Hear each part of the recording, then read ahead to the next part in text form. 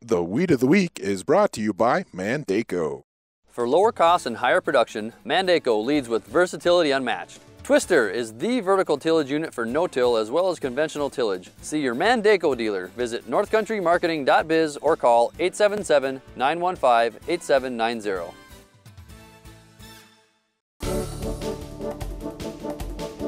Our weed of the week is yellow nutsedge, and this is a tough one, Darren, because I really confused this when I was a kid. I thought it was grass. And so I know a lot of farmers think that too. Well, when you first take a look at it, it looks like a grass. You go spray a grass herbicide, and it doesn't work. And you say, hey, what's wrong with my grass herbicide? Well, there's nothing wrong with your grass herbicide. It's just not a grass you're trying to control. It's a sedge. Yeah, it's a different class of weeds than a broadleaf weed or a grass weed. So you have to treat it a little different. Now, some of the herbicides that you're going to use may also control some grasses or some broadleaves, but you have to be really selective because there aren't a lot of products that are very good on yellow nutsedge. Oh, before we get to that though, to identify yellow nutsedge, just look for a three-sided, something that looks like a grass, okay? It's got three sides though. Three sides to the stem. So when Yes. you roll the stem between your fingers, it actually has it's a triangular stem. Yeah. It's unusual. So anyway, this weed is really difficult to control. But there are some products that are pretty good. Surprisingly, Dual is not too bad. Otherwise, we're talking Permit or Basagran. Now, if you're gonna go out there with Roundup, well, Roundup's not real great, but we have seen some guys who've had good control if they use the maximum labeled rate